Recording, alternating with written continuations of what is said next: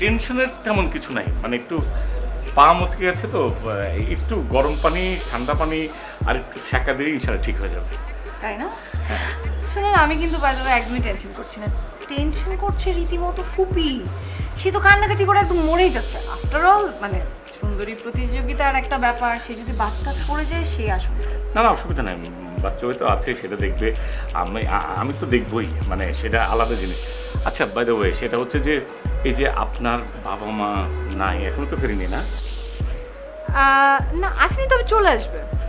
চলে আসবে, এমনি কোনো অসুবিধা হচ্ছে না তো? জাস্ট অসুবিধা হলে সঙ্গে সঙ্গে ফোন করবেন। ও, আমার ফোন নাম্বারটা মনে হয় জানেন না। আমার ফোন নাম্বার 43 42 309, গ্রামীণ ফোন নাম্বার। খুব ভালো করে মনে আছে, কারণ খুব সহজভাবে বাংলায় বলে দিয়েছিলেন। আপনার ফোন নাম্বার জানেন না? হ্যাঁ, আর একদম ভয় পাবেন না, রাতের বেলা ফোন করে আপনাকে প্রচুর পরিমাণে ডিস্টার্ব করা হবে। হ্যাঁ, ঠিক আছে, এভাবে বলেন না। আসি, সুন্দর লাগছে আপনাকে। কবে লাগে না একটু বলে যাবেন? আমি সব করে দেবে। আসি।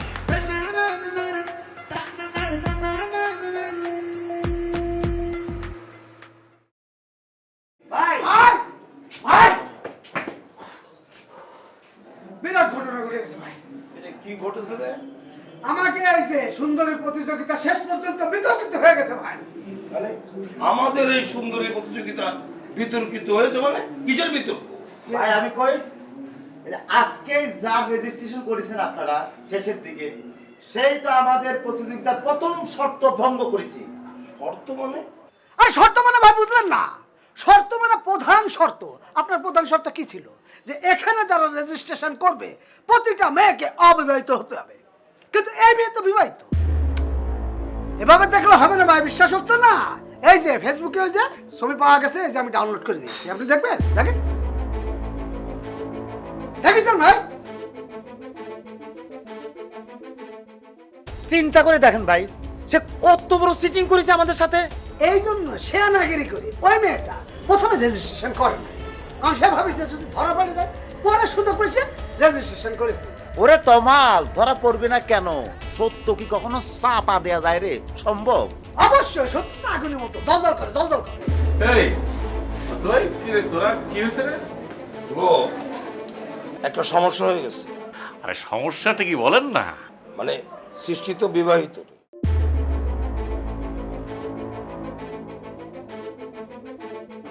কি বলেন ভাই?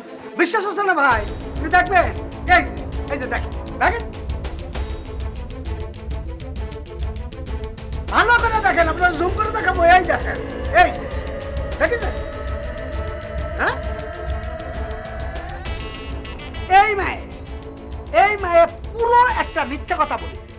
এই ছেলের ফেসবুক আইডি থেকে এই ছবি বের করা হয়েছে, তাহলে ডাউনলোড করে আমি নিয়ে আসছি, বুঝতে পারছেন? অথচ এই মেয়েটা ফেসবুক আইডিতে সে কি লিখেছে? সিঙ্গেল। কত বড় প্রতারক একবার ভেবে দেখেন। ভাই রে, এই মহল্লায় সে নতুন আসছে না? আগের মহল্লা কেন ছাড়ছে? কি মনে হয় আপনাদের? ভেজাল আছে, এবং যার জন্যই সে ওই এলাকা ছেড়ে এখানে আসে। লোক, বিষয়টা কিন্তু খুব খারাপ। খারাপ না ভাই, কোনো খারাপ না। এটা কি বলতেছেন? কিসের খারাপ? আমাদের তো এটা ভাগ্য বলো, আল্লাহর কাছে হাজার শুকরিয়া যে আমাদের প্রতিযোগিতা শুরুতেই এইরকম একটা দুর্নীতি ধরা পড়ে গেছে। ভাই, এই ফলাফল ঘোষণা হওয়ার আগে যদি এইটা জানাজানি হইতো, একবার চিন্তা করেন, আমাদের এত বড় একটা আয়োজন কত বড় ঝামেলা হয়ে যেত ভাই। লোক, একটা ফোন করো, ফোন করে বিষয়টা জানো। এটা কি বললেন বাচ্চু ভাই? আপনি এখন ফোন করতে বলতেছেন? ফোন করে লাভ কি? পুলক ভাই ফোন করবে, তাকে কি স্বীকার করে বলবে যে হ্যাঁ আমি অবিবাহিত? জীবনে স্বীকার করবে না। সেটা যদি সে স্বীকারই করতো, তাহলে জীবনে এই প্রতিযোগিতায় অংশগ্রহণ করতে আসতো না। আরে এই কারণে তো সে গোপন করবে বিধায় তো এটা করেছে। আপনি বুঝতেছেন না ব্যাপারটা? আমার মনে হয় কি ভাই, আমি একটা কথা কই, আপনি নিজে ফোন করে ওরে না করে দেন, নাহলে পরে ও যদি থাকে তাহলে মানুষ কি ভাববে যে এরকম একটা অবৈধ পার্টিসিপেন্ট আছে আর আপনি নিজে পার্সিয়ালিটি করে তারা রাখিছেন। এটা হলে, জানাজানি হলে তো আমাদের প্রোগ্রামে 12টা বাজে যাবে ভাই। লোক, আমার তো মনে হয় মেয়েটাকে ফোন করে কথাটা জানিয়ে দেওয়া উচিত।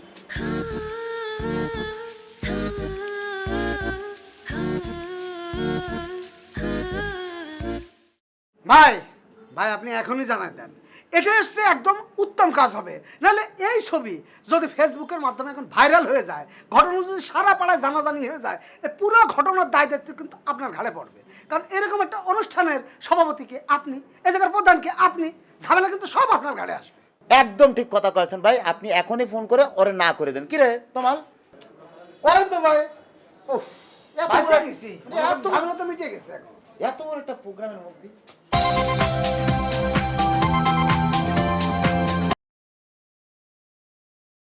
জি বাচ্চু ভাই। সৃষ্টি, একটা খারাপ খবর আছে।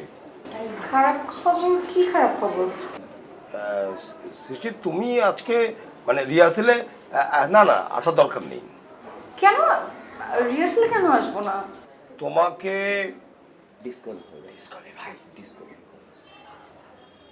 ডিসকোয়ালিফাইড করা হয়েছে। ভাই আপনি কি বলছেন? মানে আমাকে কেন ডিসকোয়ালিফাইড করা হবে? হ্যাঁ,